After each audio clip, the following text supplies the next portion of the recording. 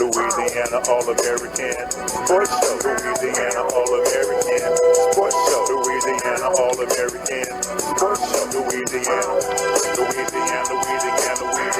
All-American Sports Show. Louisiana All-American Sports Show. Louisiana All-American Sports Show. Louisiana. What? Huh? Want to talk about hottest show coming out the South? Perry Daniels, man. Tell you all what? Huh? 96.F. That's the station. What? In the nation. Without hesitation, you should get with this. What? Boy, you bet not miss.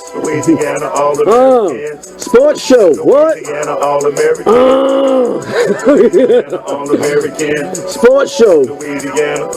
Louisiana.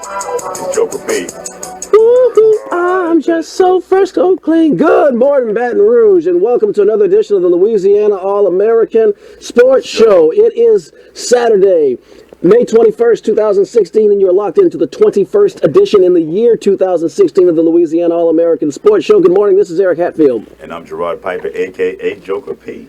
And who else do we got in the studio today? What's going on, fellas? Track like Kane.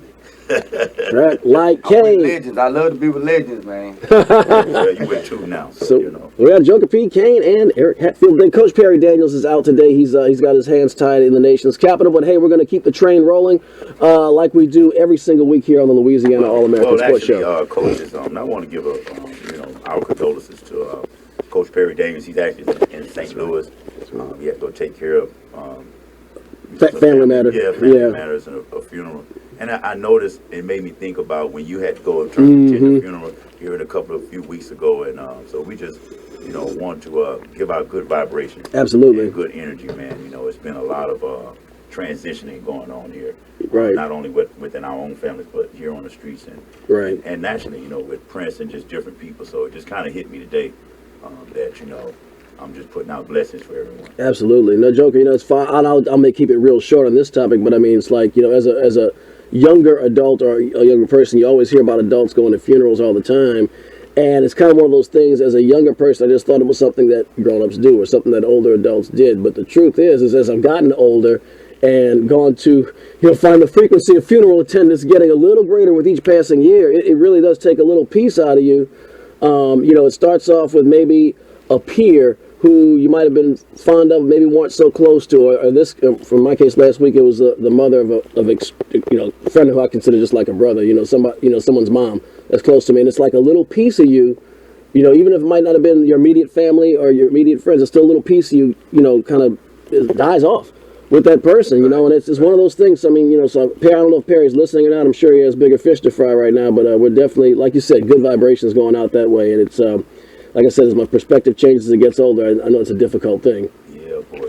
So, look, we got last week, the high school baseball season concluded. And so this will pretty much be the last update and last recap of any high school sports until the next academic year that we have coming up. Baton Rouge, to say we did so well in football and basketball, we only got one little notch on the belt, but it's an important notch, and actually we will be speaking with a member of the coaching staff of that notch very shortly. But Class 5A, Lake Charles, Barb defeated Byrd 5-2 for Barb. They were the number one overall seed in 5A. They coasted through, took the championship. Turley's Catholic defeated West Ouachita 3-2 in the 4A championship. West Feliciana, whose assistant coach, Josh LaBorde, will be on the show shortly. West Feliciana defeated South Beauregard 6-2. South Beauregard, that's in Class 3A. South Beauregard, if you recall, that's the team that knocked out Bruley, who we've covered very closely all year, and kind of precluded a West Feliciana Bruley showdown in the championship. Class 2A, St. Thomas Aquinas defeated St. Charles Catholic 3-1. In Class A, Central Catholic defeated Oak Grove 8-7. Class B, Grace Christian lost to Fairview. Fairview defeated them 14-3. In Class C, Claiborne Christian defeated Downsville 6-2. So that is a wrap. It really is. It's, you have high school graduation and all this, and I see schools emptier and emptier. I think East Baton Rouge Parish had its last day on Friday, and That's gonna be it as far as current up to date high school action until next year.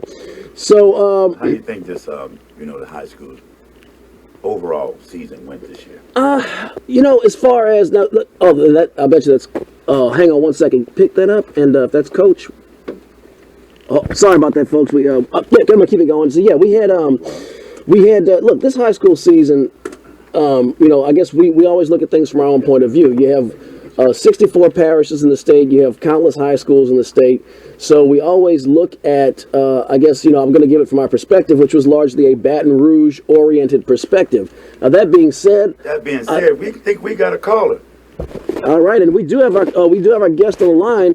I believe we have Coach, assistant West Feliciana, assistant baseball coach, hitting coach Josh LaBorde on the line. Coach, are you there? Hey, how y'all doing? Hey, good morning. Let's get a little more volume on Coach on our headphones, please. Thanks. All right. Good morning, Coach. Thank you for joining us this morning. Appreciate it. How you feeling today? Still trying to get on the high of it. It's still been kind of a roller coaster trip, and yeah, I mean, there's still a lot of excitement in there. It feels great waking up happy every day. Hey, I know it's got to be one heck of a feeling to be a champion. Coach LaBorde has been on our show before. He's actually been a really good friend of the Louisiana All-American Sports Show and brand. Coach LaBorde was the head baseball coach at Port Allen High School. For quite some time. He was an assistant football coach at Port Allen. He was the PA announcer at the basketball games. He really helped promote what we do out to the community so that they understood that we were helping promote the Port Allen product. Really good guy, really got involved with his kids. The PA announcer, is that what you said? Yeah, he was the fella that was getting... So, I just thought about it. It kind of like it's PA announcer at Port Allen. So, I don't know, it just kind of threw me. Did he have a little flair with it? Yeah, Coach had some flair with it. He was the one that took some of the stuff we said, like when we Telson Allen the spark plug, he would call him that in the announcement. He was, I think, like, wow, someone's listening to me. This is like in the early days when we were getting started. I'm like, yes, someone's listening to us. We're going to succeed. But anyway, Coach has been a big proponent of the show. He opened up access to us to Port Allen baseball. So big friend of the show. Really worked well with kids. But at the end of the 2014-15 academic year, hello, testing. Okay, at the end of the academic year, Coach was there was a new regime brought in at Port Allen. And Coach was he had to move on to bigger and greener pastures. I will let you tell the story from that point. I know I always wondered I have just kind of connecting the dots. I have an idea of what might or might not have happened, but I'd rather let you tell the story. It's your story, and it's a heck of a turnaround. Hey, look, I was kind of in the low point last year. I kind of was, lack of a better term, was looked down upon. Mm-hmm. And they said I really didn't look like the face of the program anymore. I hate to say it, but I got to say the exact words. I said I didn't look like a baseball coach. Wow. Okay, now see, this is not television, but I think I know what you're saying. You can say, look, we're trying to be PC, but not that PC on here. You can just go ahead. That was the exact words. Oh wow. I didn't look like a baseball coach. And he put me in this low point because I love what I get to do. I feel every day I feel I get blessed, regardless of win, lose, game. Mm-hmm. Always felt very blessed, and I love my kids. I love these kids. Right. And I got into the summer, and a great friend of mine, Mark Lester, he was the head coach at West Feliciana, took an administrative job, and he wanted me to come on board. Me and him had a long relationship, mm-hmm. and the new head coach, Gannon Acord, started calling me, wanted me to be part of it, helping him establish his culture, mm-hmm. and what he wanted to do with the baseball program. And he also offered me an assistant football position. Oh, okay. So debated with my wife, and we talked about it, we prayed about it, and I took the job. And it's been the best year of my life. The town of St. Francisville and that community are just outstanding. They love their school. They love what we do for them. My administration there is fantastic. We go to semifinals in football and mm-hmm. lost in overtime, and go to baseball season. And even though Gannon's a young guy, everyone keeps asking him, he's only 25. Phenomenal amount of baseball knowledge. Mm-hmm. And we had a very fun year. It was that with 10 seniors. They just bought into what we wanted. They just bought in from day one. And all of a sudden we look up and get deeper in the playoffs. You get deeper in the playoffs and end up resulting in a state championship. Wow, man. It's almost like a story of redemption, Coach. Hearing your story, you talked about how the way that you felt and was, in a sense, really like discarded. When you kind of look at it more than just a job, or just more, you know, it felt, from what I'm getting from what you're saying, you know, you felt almost like an outcast. How does it feel to you know, for you to go to a community where you was kind of unsure? And that story to me motivates people because you know, we have that in a sense. Sometimes we get locked into a certain job or we get locked into a certain area and we do things so much until when we see something, we can't see the other opportunity. Or we, you know, it's almost like afraid of the unknown. You know, it's like, man, if an opportunity comes. So how does it feel to be able to get the redemption? You know, Well, how gratifying was that? I know I've said the word 1,000 times. It is truly blessed. And that's when I was in a low point because I went to school at Port Allen. The community supported me at Port Allen. There's nothing. Like I said, I still love the kids. Still in touch with them, and all the different coaches. But I remember very long night sitting with my wife, and I just told her, I just got to keep my faith in God that He has a plan for me, and keep doing what's right. And it's absolutely the case. I actually was talking to a colleague that's coaching somewhere else that's kind of the same boat right now. And I told him the same thing, man, just keep your faith in God, keep being a good man. Right. And I believe things will work out. And it absolutely has.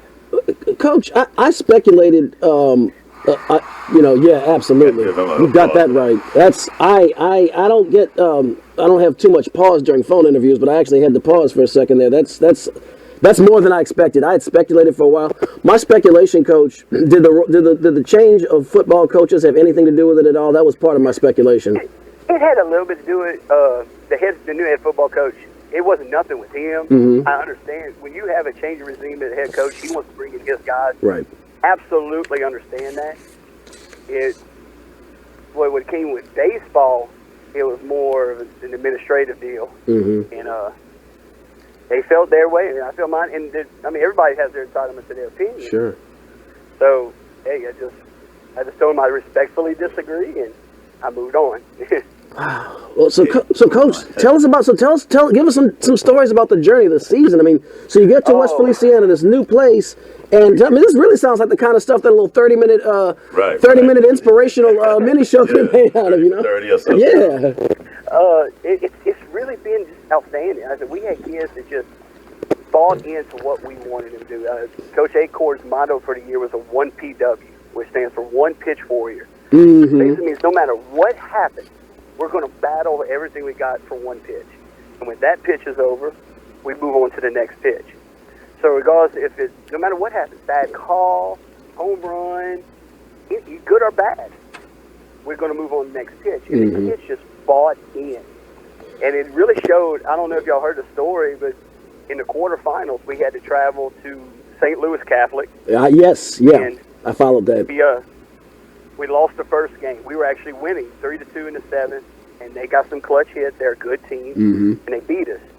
Well, the best 2 out of 3 series, we had to come back Saturday, and we took care of business with the first game, so now we're in a rubber match. And we went into the 7th inning down 8-2. And Coach Acorn just kept preaching to him, we got to believe in each other. We got to believe anything can happen. That's why we play the game. It's not like football. You can't take a knee. Right. They got to get us. And before you knew it, there was 2 on and 2 outs, and we were still down 8-2. And then seniors just really took it upon themselves. We had a big double by Ross Boujol, made it 8-3, a walk, and then our star player hits a grand slam. That's amazing. And it was still 8-7. And another senior got a base hit, we steal, get another base hit, and we run a little trick play. It's a little base run trick play, basically where we fake stealing a bag. And when the catcher made the throw, we stole home to tie it. Oh my goodness, this is out of a movie, man. Right. Oh, it was outstanding. It's just we challenged. I mean, Coach Acorn's father, Kyle Acorn, has won 8 state championships, and he told us after the game, y'all braver than me. I'd have never called that play. But what makes it better is the next kid takes the very next pitch and gets another single, We scored 7 runs with 2 outs. Wow. That is, Take the lead and held them in the bottom and won that game. Coach. It's really incredible. It's like I said. It's like something that would be scripted on television or something. And I often say that in sports, not just students, but players are often reflective of their coaches. You mentioned that one pitch warrior, and I saw Cody Trissler had a quote in the Advocate article that quote, they did have talking about South Beauregard, who you defeated in the championship game. They did have a reputation for hitting the ball. I kept my fastball away and used the curveball to keep them off balance. I hit my locations. This feels great. When I got the first out of the 7th, it really hit me. Only 2 more outs and we'd be state champions. This is a kid, just from that quote and some other things I've read about y'all, looks like somebody that takes, in football we call it one play at a time, in basketball one possession at a time, and it really does sound like one pitch at a time.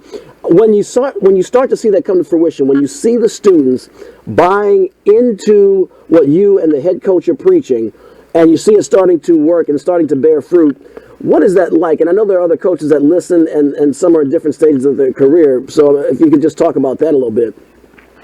It's all about the kids. Regardless of whatever we say, if the kids don't buy in, then you're preaching to a brick wall. And these kids from day one truly bought in. I said we had 10 seniors, Cody Trissler being one, that they actually wanted stuff for it. And I've heard from great coaches. I'm the type of person, I want to listen to any coach for what they might have said, successful, unsuccessful, anything I can learn. And one of the biggest things I've heard, no matter how much talent you have, if you've got character. If you got character in your kids. And one of the things we used to build that is we did a sulfur challenge week way back in the beginning of the season. And all we did was put them through team building exercises. And you just saw the guys start coming together and pulling each other. I mean, everything from bear crawling through the mud, climbing walls, and they had to fight for one another. Sound like y'all had boot camp over there. It's really what it really come down to. We made a little challenge, a little competition, some fun, some extremely hard, but make them want to come together. And when it comes down to that, that's what we're saying about the St. Louis game. 8 of our 9 starters had got on base that inning. Wow. Well, Coach. So it wasn't, everyone was talking about a grand slam, but it was all these kids have to buy in. And it's nothing about an individual or someone else. Everyone has to be together. It's unbelievable. It really is. Well, it definitely showed, and the work did pay off. You mentioned you had 10 seniors that came together. So why don't you talk about what you got coming for next year, since all those guys are going to be leaving? And I also wanted to make this one point about the seniors, because no one really realizes this. These kids sacrifice. You're talking about what other coaches know? Yes, sir. Everyone knows that our kids miss graduation to go to Sulphur. Oh. But they also got together, and the night before we played Bruley, ranked number 1 in the state, they had their senior prom. And they got together, not the coaches, the kids, and decided they weren't going. Oh, my God. And they got together, went to one of the kids' parents' house, invited coaches and our families. They got together and had a crawfish bowl and played ping pong and slept over at that parent's house. Wow. Oh, because my. we played Bruley the next day. And we ended up winning that game. So it just shows the sacrifice. But what they did, like to answer your question you just asked, they got the juniors to go with them. So, like, we got several juniors. I mean, yeah, we had 10 seniors, but about 4 or 5 juniors constantly played, and a couple of sophomores. Okay. So, yes, we're losing some very outstanding young men, not just great players. But I think they established a framework for these next few years that are coming up. For leadership.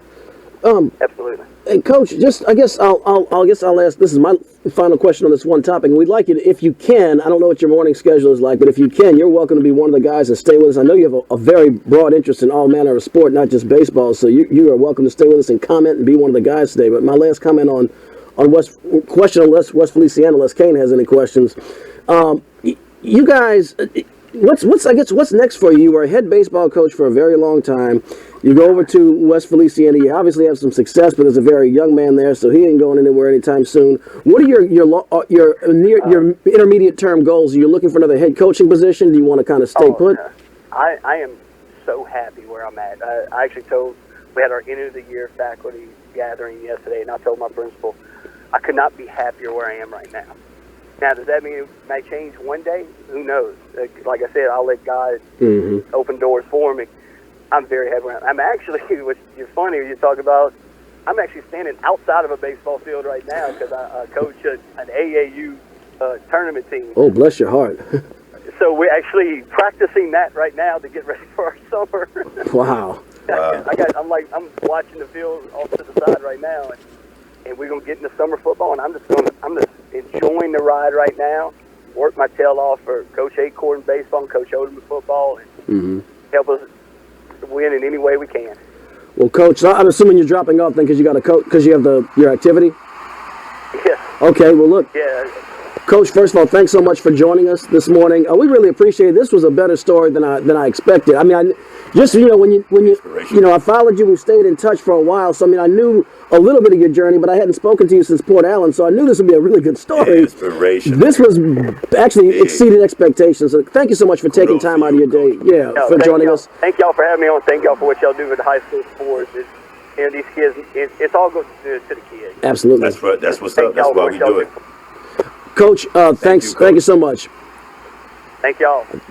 That was West Feliciana assistant coach, hitting coach Joshua LaBorde, the West Feliciana Saints. That was better than I expected. I got to say, it really was better than I expected. And I had wanted to ask him also about next year about with the non-select and the select, and what you should have stopped me. Yeah, well, I want to think, and also because our social topic of today is, I hate to go from. It's about a high school student too, also, but I hate to go from, such an amazing story to such a story that's not so amazing. Amazing in one sense of the high school kid is a valedictorian, but on the other hand, it's not so amazing as to what this high school kid had to go through. Check it out. Career to become the best, but never getting the recognition for it. That's what the Amite High School valedictorian says happened to him last night when he was not allowed to participate in graduation because of his beard. North Shore Bureau Chief Ashley Roderick has that story. Decked out in full cap and gown, complete with a valedictorian cord, Andrew Jones showed up to his graduation from Amite High School ready to experience hard work paying off, but he didn't get the chance because of what he was wearing on his face. Eventually they took my gown. They told me they had to take my gown from me. The school district says it has a policy of no facial hair on male students. The superintendent says Jones and his family were reminded of the rule 3 times, including last night, along with 13 other graduates. They were told if they didn't go in the bathroom to shave, they couldn't participate with the class. Jones was the only one who refused because he says that rule was never enforced before. It don't make sense. Like, if I went every day of school, I went with it. Even more, I even shaved the side. Like, I had the size and everything, but I shaved that for graduation. What was the real issue? That he couldn't walk with his class. He was top of his class. That moment was the most important moment of his life. The superintendent says that the principal at Amite High was unavailable to answer as to why the student was allowed to have a beard throughout the school year, but not on graduation. He did also say that the situation has led him to revisit with all high school administrators about the district's policy being enforced every day, starting on day 1 of every school year. Jones is sharing his story to protect other families from similar disappointments. Now, he's moving on. For a young man that talented and very academic, to hold a 4.0 and still manage to be a father to his child, sky's the limit to me. Ashley Roderick, Eyewitness News. Well, Jones is now headed to And Joker. That was the story. And before you go on your diatribe, because I know you're very passionate about this when we talked about this before we aired this morning. But Coach Perry Daniels, me and him had discussed this story last night, and so he couldn't make it today, but he had something that he wanted to chime in on this topic, and I'm going to play it for you right now. Peace, family. Unfortunately, I couldn't be on today's show. I had to travel to St. Louis to see Mom and to support family during a time of bereavement. I will return next week, and we're going to have a great show, just like you're going to have today. Today, I'm here to discuss the social issue of the day. It's really appalling. It happened in Amite, Louisiana, at Amite High School, and I'm really surprised at Amite High School. This is regarding Andrew Jones not being allowed to participate in the graduation as the valedictorian. The young man earned a 4.0 GPA throughout his high school days. His graduation was last week, and he was not allowed by Tangipahoa Parish school officials to walk as the valedictorian because the young man has a beard. Now, he wasn't just singled out. There were 13 other students that were warned that they would not be able to participate in the graduation due to a rule that says that everyone in the parish, all students in the parish, must not have facial hair. Look, here's a young African American male that has a 4.0 GPA. Not only that, the young man has a baby daughter. So he earned this 4.0 while taking care of a young girl, a baby, while he's in high school. The other 13 students, they decided that they wanted to participate in their graduation, so they shaved according to the request of the superintendent and the other school officials. Andrew Jones, I am proud that this young man elected not to do that. He elected not to do it because he had gone to school every day with his beard. That's how he earned his 4.0. Just because there's some arbitrary, archaic rule on the books that has no bearing on education doesn't mean that you enforce it on the night of a young man's most important day of the year. It really brings into question your motivation. Now, I don't know the history of valedictorians at Amite High School. That's not something I can find in my research. I don't know if he's the first African American male to be the valedictorian at Amite High. I just can't validate that. I don't know. This is what I do know. That we live in a time where we need to lift up African American males as often and as high as possible. They see very negative images on TV screens about themselves. This young man ignored that, achieved a 4.0 GPA, and then we push down his self-esteem, we minimize the accomplishment by not allowing him to participate, not allowing him to be the model for the other African American males in the 9th, 10th, and 11th grade out there. This is how you change the culture of your school system. Not only should he have been allowed to walk across the stage, you also want to put him in the paper, on the news, rent a billboard. You want to promote this. So we're going to honor you here at Louisiana All-American Sports because this is what we like to do. We like to lift up African American males. So the show is dedicated to you, Andrew Jones, and your decision not to shave. See, this is what should have happened. The superintendent and the other officials should have come to you, Andrew, and asked, okay, so you had a beard all throughout school. What else did you do? Because we want to model exactly what you did so that we can replicate it, so that we can have hundreds, thousands of others to accomplish what you accomplished, Andrew. That's a fantastic job, young man. And your daughter is extremely fortunate to have a dad like you. Great job. I hope I get a chance to meet you one day. We're going to have to try to get him on Louisiana All-American Sports, guys. Maybe we can reach out to Attorney Tucker in that area, and maybe he can assist us. Family, I look forward to joining the show next week. I thank you again for listening. ADT, JNS, love you. Peace.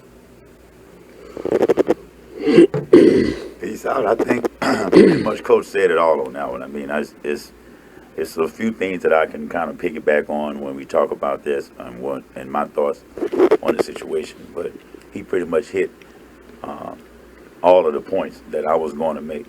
All the other points that I could make is I told you before we came on air that I could maybe kind of understand if it was a Catholic school or if it was a private school, in a sense. I can probably understand it.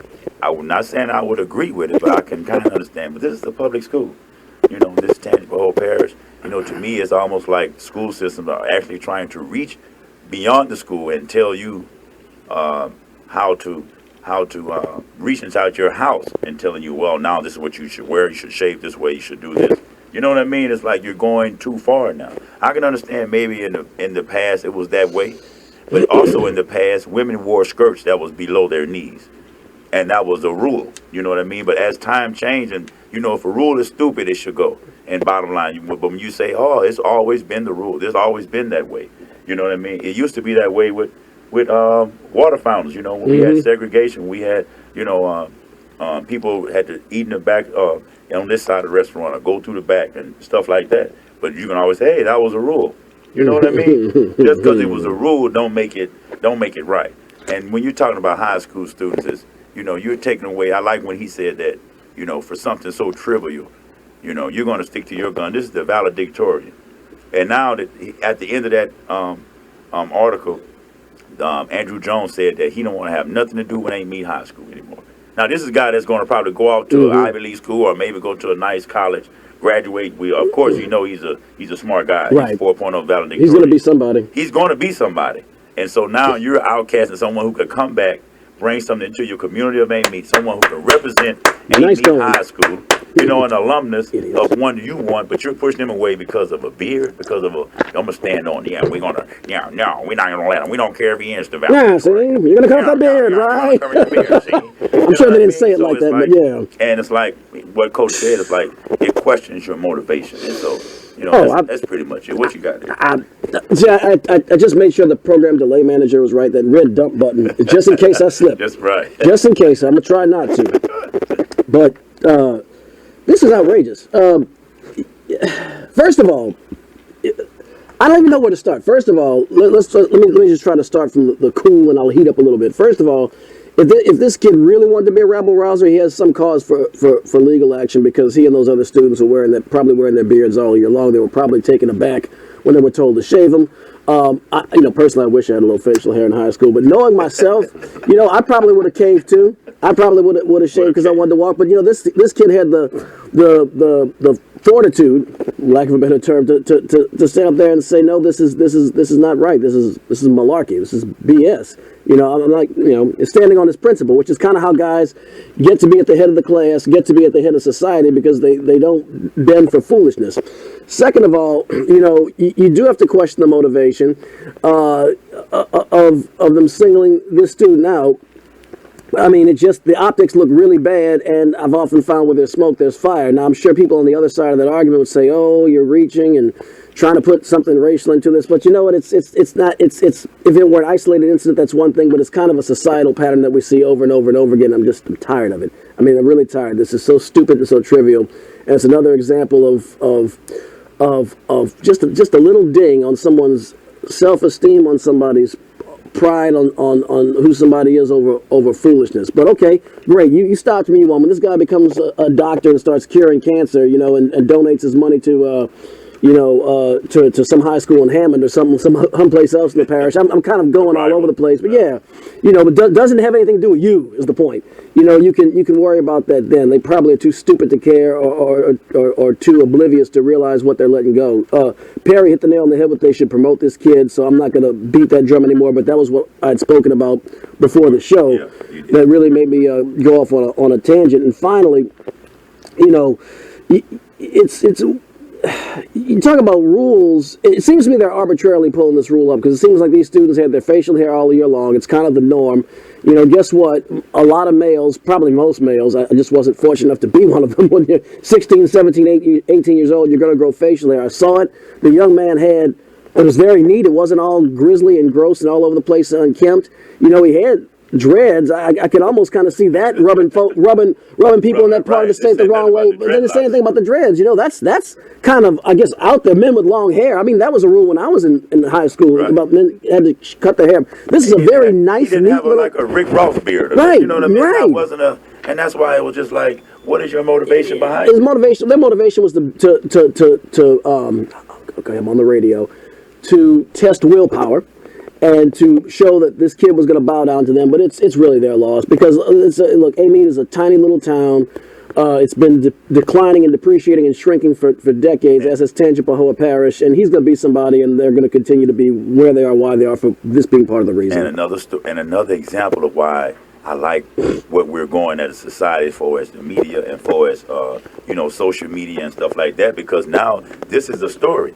You know what I mean? This is a big story because I think without social media, without that pressure and a lot of eyes on it, you know what I'm saying? This probably wouldn't have been as big of a story. So that's why I kind of commend Andrew Jones, for being a lot more mature than his age shows, because obviously he has to be a father, a single father. I don't know if he's a single father, but I know he's raising his That's daughter. incredible. That was the other part I didn't even touch on. That's amazing. Right. That's a lot of fortitude. This is exactly the kind of guy you want to walk across and say, we produced this guy. This is our guy. What in the heck is wrong with you people in Tangipahoa Parish? And to go against that and to not see something that's so simple, that's the problem.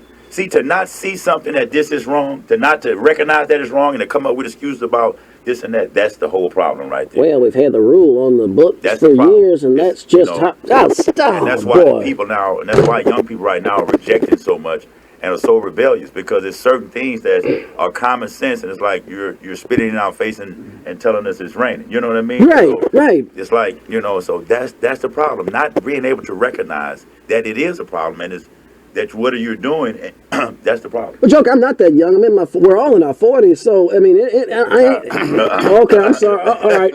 Well, our average age is over 40, I mean, we're not a bunch of headstrong rebels or whatever. I mean, we're grown folks all with jobs and career, doing our thing, and we can see this nonsense. And your average school board member is only so much older than us, so I think that they're either just dumb, and I find that a little hard to believe. Although I've met some dumb school board members in my lifetime, or they have some other soapbox they're trying to stand on for some personal agenda, and it's a shame because the people of Tangipahoa Parish and the alumni and community of Amite High School they have lost. But what do you do if it transitions to the corporate world?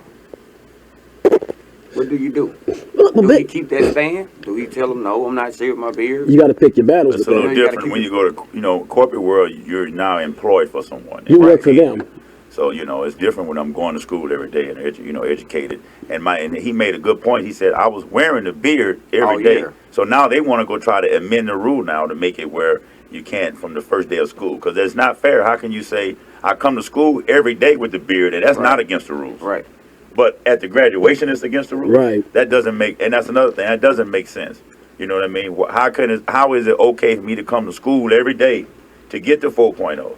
During the school year, around teachers, around other people, if you had a problem with facial hair, why is it okay then, but just at a graduation that's going to last an hour or two? And I'm not going to return to your school. I'm graduating. Right. I'm leaving your school. You still want to tell me how to shave? I got to take 2 months for it to grow back, or I done grow a nice goatee. Right. And it's my last day of school. I'm no longer under your obligation, but it's like you want to have that last, you know what I mean? Take a little piece of that young man's identity. Right. And you that last piece of power to show you. Yeah. Have the last piece of control. I can shake it. Matter of fact, your last day that you're in, make sure your face is shaking. Yeah, well, you know what? I think I wonder if they like seeing themselves on ABC 26 and YouTube, and I think it was even on ABC National. We saw some stuff before. Congratulations, Amite. It's all over. Yeah, bravo, Amite. That's some good PR. You got the spotlight that you wanted. Good going, baby. And now Amite, how do you think Amite High School looks now? But I tell you what, check this out, and I'll tell you, because this is going to go right into our song of the day. It's by Grand Poobah. Oh, it's called Poobah. Proper Education. Check it out. Rough Riders too, though. Yep, they sure did. They sure did. All right. Yep. Oh man, we were jamming and talking about some hip hop and all that stuff. Got into it a little bit, But oh man. So look, we're a sports show. Honestly, Joker, I could have gone on for about 30 minutes on that topic. But, it's a lot of other things that's going on right now. So we only got about 60 minutes on the clock. So back to the joy, the conviviality and joyfulness of sports. Yeah. And I got something that's gonna hype everybody up, huh? Y'all ready for it? Here you go, right here. Where you at? What you know about that right there? Playoffs? You talking about playoffs? Are you kidding me? Yeah, you kidding me? We can't even win a game. I think that's Toronto's coach. Any game. Dwayne Casey talking about LeBron James and the Miami Heat as these guys are down 0-2. They will be playing today. You got any more information on that, Eric? Look, man, the Cleveland Cavaliers. Look, it is always a different story. Let me say, I'm going to come up with a couple of yeah buts just to keep this topic of conversation something that's not already a foregone conclusion. All right, Toronto is the Atlantic Division champion. They were only one game back of Cleveland during the regular season. They are going back north of the border to Toronto. It's always hard to win a playoff game on the road, and they did beat Cleveland twice in Toronto in the regular season. One time was without Kyrie Irving. All that being said, look, Toronto's a quality team, well coached. They might get it. They might take a game. It might push it back to Cleveland. But this series, if game one wasn't an indicator, game two was the stamp on it. This series is over. Toronto is gassed. I mean, you can see that Dwayne Casey, Toronto Raptors head coach Dwayne Casey, I'll give him his props. He extended his bench, he used substitution packages, aggressive shooting, but they're just out of gas. They had 7 games against Indiana, which at least physically beat them up on the inside. They had 7 games against Miami but for the fact Chris Bosh was out, and I don't know where Miami's bench, where their minds were. They weren't playing quality basketball. They took that series 7. They have run into an opponent that is motivated, that is in sync. They're shooting the ball exceptionally well, and then when they're not shooting well, they can crush you on the inside between James and Love. This one is over. Now you got to travel. It is always hard to travel, and that's to travel and win games on the road. And that Rogers Center's or whatever, Air Canada, I don't know what they call it now, but they're going to be fired up. Rogers Center's baseball. It's Air Canada Center. They're going to be fired up. Toronto might take the game is this afternoon. Is that correct, Joker? Yes. They might take today's game. If they don't win, it's tonight. It's at 7:30 on ESPN, 7:30 our time. If they don't win tonight, the series is over. And they're not going to. If they don't win the game 3, they're not winning game 4. Either way, this series doesn't go past 5. You can quote me on that. And Cleveland right now is playing so well, Joker and Kane. They're executing at such a high level that I can see how one could be seduced into thinking they have a shot against Golden State. I'm not ready to go there yet, but I'm a LeBron fan, so I'm almost like, this is too good to be true, because they're starting to really get my attention and open my mind a little bit. Yeah, so you picking them? Who you picking? It's hard to say, but I'm going to take the Cavs. Sweet. I don't even think they got a chance with it. Really? And why is that? Either the East that bad or Cleveland really that good. I mean, it's hard to tell what's going on right now, but man, no team, I think, the Minneapolis Lakers was the only team to lose 2 games in the playoffs ever. Cleveland is about to shatter that record. Well, the Philadelphia 76ers came close in '83. Actually, the 2001 or 2002 Lakers lost only 1 game in the playoffs. And that was the step over Allen Iverson game. You know what? Both of them is in the Lakers franchise, so Cleveland like they about to set history marks, but man, I hate LeBron James. The Cavs in a sweep. It's gonna be over. I don't need to get the broom out. Yeah. So I'm a LeBron fan. I'm saying 5. We have a LeBron hater who says 4. That means this series is over. This series is over. I think it's gonna be in 4 also. I think that Kyle Lowry is not as good as people think. Really? I hate to say that, but he's not. He doesn't impress me at all. He's a 2-time All-Star. He went to the All-Star game for the 2nd year. Right. I remember when he was playing with the Rockets, coming off the bench, and that's where he kind of got the little big contract, the free agent acquisition, and go up to Toronto. But now, a lot of times when you start seeing players that supposed to be all-stars, you put them out there, they get exposed there. That, hey, maybe you're just a good player, or maybe you're just as T would say, come off the bench like, you know. exposed. To me, James Harden is a monster. Because when he showed that once he left Oklahoma and he became the man, he withstood it and made it happen. You see what I'm saying? So just like, give you another example. Right now, I would take what's the guard that comes off and Golden State's bench? 6'7", Livingston. Sean Livingston. I would good take defensive Sean player. Livingston as a back. He's a backup. I would take him over Kyle Lowry. Oh, that's a straight fire, piping hot take. I'll take him right now over Kyle Lowry. No, Maybe not DeRozan, but over Kyle Lowry. Oh, no, DeRozan's. I'm not even going to go on there. I think he's the real deal. That's just my thoughts on it. But, I digress. But speaking of guard play, though, Joker, what happened to Goran Dragic? He's just vanished. I mean, he was an instrumental part in those games where Toronto just got by against Indiana and Miami. He was kind of a difference maker. He has just vanished. He's been disappeared first two games of the series. Same thing. He come from Phoenix. You know, he come with a big free agent acquisition after, you know, LeBron left. And so Pat Riley and them gave him all that money. I think he's going to be, you know, the change that they need in that point guard position. He let Chalmers go, traded Chalmers, got him there to help Wade. And now they're fighting for who's going to be the one that closed in the fourth quarter between him and Wade. Didn't Dragic play in Houston once upon a time? His brother now. So he played in Houston, I think, maybe a year or two. Right. But his main, bulk of his career was Phoenix. So you got Goran. He was backing up Nash. That's right. Yeah. So you got Goran Dragic, Luis Scola, Kyle Lowry, and they're all underachieving. I think the word is in, except for James Harden. You don't take anybody who used to play for Houston. So they go from Clutch City to Choke City. They taint the free agent market.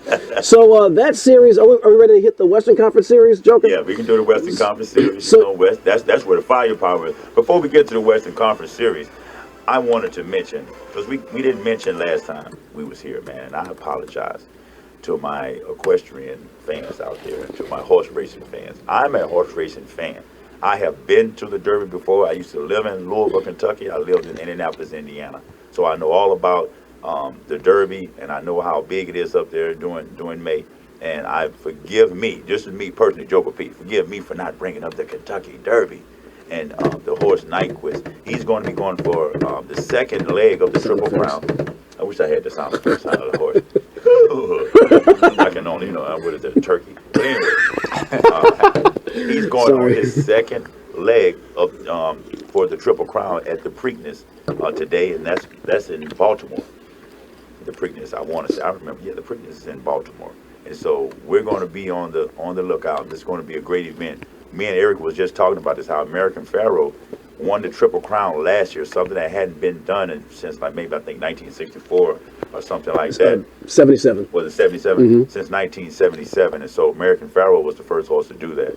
And so for another horse to come back the next year and be able to have a chance at that, which is Nyquist, that's phenomenal. It's amazing. So this is a great time right now in horse racing. I'm going to be watching. You guys tune in, and it's going to be the Preakness. It's the Preakness, and it's going to be today. It's on ABC, isn't it? It's on ABC. I think I'm trying to pull it up so to give the fans, all our listeners, while Joker's pulling information. Joker's pulling it up, we want to remind you that in about 8 minutes we have coming up Noel Jackson with Music Satisfaction right here on 96.9 FM WHYR-LP Baton Rouge Community Radio. Also, a couple of reminders before we get back to basketball. On the diamond, the LSU Tigers are, I believe this is their regular season finale series, and they have #1 Florida in town. They duked it out. They put on the gloves and eked out a win 5-4 in Game 1 against Florida. It was delayed by the rain. Alex Lang is, like I said, dude's just a gangster. That's all I can say. He is incredible.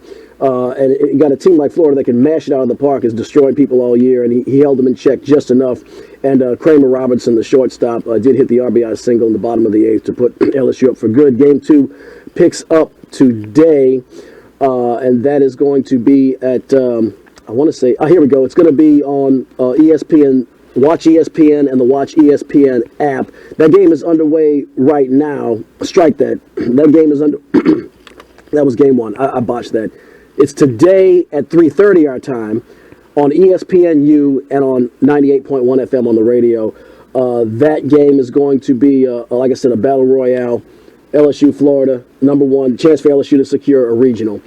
So keep up with that. So our Southern University Jaguars didn't do so well. My updates are coming in a little bit behind, but Southern, Joker, you'll appreciate this. Alabama State beat them. After Southern went up 3-0 early on them, they lost 27-6. Wow. That sounds like a game we had here, a high school game we had here on 96.9 FM not too long ago. But that was high school. Kip Renaissance. Oh Lord, I think I don't know, man. They must have had Kip Renaissance dressing up as Southern to get the college experience. You know, some of the good students. Do we have anything on the Preakness yet? Well, the Preakness, like I was saying, it's going to 100% chance of rain. It's going to be there today in Baltimore. So this is the second leg of the Triple Crown. When it's going to finish with the Belmont Stakes, which is going to be in a couple of weeks. But today it's going to be 100% chance for rain. You guys can check that out on ESPN, ABC today. I think it's at 2:30.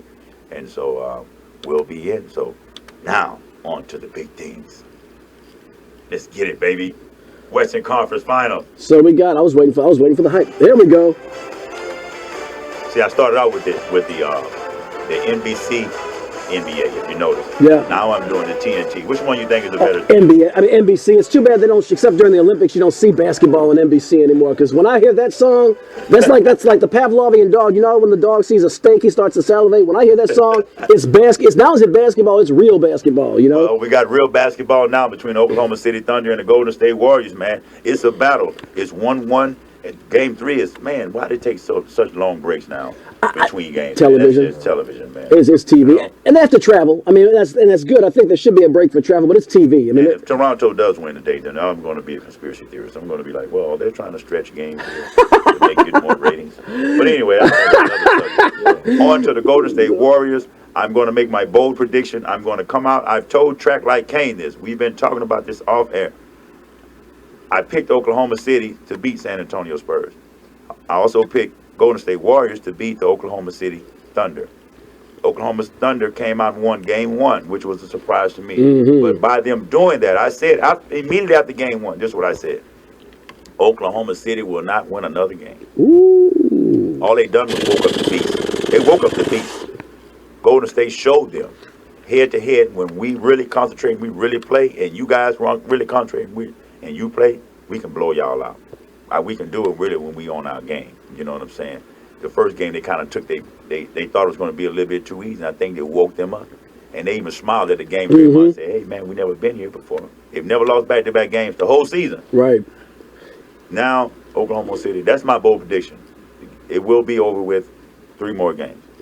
I think you're probably right, Joe. I don't know about 3 more games. That I don't buy into that. I actually think this series goes no less than 6. I think OKC I think they win tomorrow.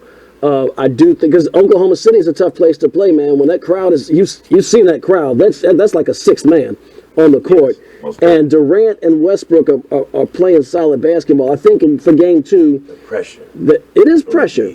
Enormous. Can Oklahoma City? We know that Golden State can withstand the pressure. We've seen Curry do it. They are already champions. So they're back against the wall against Memphis. They was down 2-1 last year. People forget that. Going to Memphis, Game 5, Game 4. They was down 2-1 to Cleveland in the championship finals last year.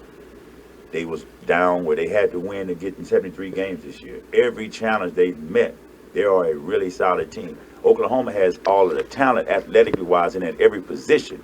But can they overcome the pressure in the fourth quarter, and can they play as a team, and can they stop those turnovers? Because Kevin Durant and Westbrook, they turned the ball over in the fourth quarter. As much as Durant hit a big shot, he'll come right back and throw the ball away the next play. It's like, those little things like that makes me, I don't see Golden State doing that. So that's what gives me pause when the game get tight. I don't see them blowing Golden State out by 30 like Golden State usually blows team out, just because they're at home. Right. Golden State is going to be in the game.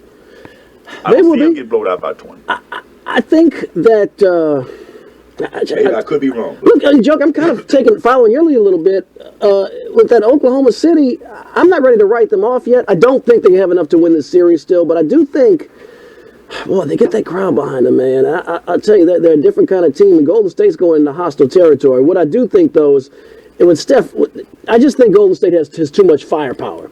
Is where they have too much. The only way they can lose is to beat themselves. And here's the only other yeah but. The only other yeah but is Golden State does need to beat Oklahoma City back-to-back at some point to take this series. That's easier said than done. Their first opportunity is tonight, and I don't think it comes on that first day of travel. So I think it's going to have to be Game 4 and 5 or Game 5 and 6 or Game 6 and 7. Kane? If Oklahoma lose, I think it's because of Westbrook. I think sometimes he disappears. Game 1, he disappeared. He came back in the second half, turned up a little bit, but I think Golden State also was kind of bored. I think they was bored. I'm like Joker. I don't see even Oklahoma is a tough place. It's hostile environment. Golden State got too much. You got on Chicago Bulls jersey? That's my favorite team. That's all Michael jersey. Chicago Bulls team. And good comparison. And I'm just gonna put it out there. I'm thinking this team gonna wreck a lot of superstars' dreams of winning championships. You know what? Like the Bulls did. Yeah. Like they did with Kane. That's a good. Like they did with Barkley. Like they did with Malone. Like they delayed with Drexler. He went elsewhere, of course. Like they did with Sean Kemp and delayed Gary Payton for quite some time till he went to Miami. You know what? I never thought about that angle, but I think it's absolutely correct. I know we're running out of time. I just want to update the folks. Southern University, after getting that butt whipping by Alabama State, they did defeat Grambling in the losers bracket, came back and also defeated Alcorn State, but got eliminated in the semifinal by Alabama State 9-7. Texas Southern versus Alabama State, the title game tomorrow morning at 10:30 a.m. in New Orleans. And there goes our music, man. Thank you all for a great show. We had a great time here. I want to thank Track Light Kane for joining us, and we want to give shouts out to Perry Daniels. Up next is Noel Jackson with Music Satisfaction. We signing out here at Louisiana All-American Sports Show here on 96.9 WHYR-LP, Baton Rouge Community Radio. Thanks, Al. Have a good afternoon. Hail to the King and Lords of Love. May He protect us from the evil. Hail to the King, Lords of Love. Protect us from evil.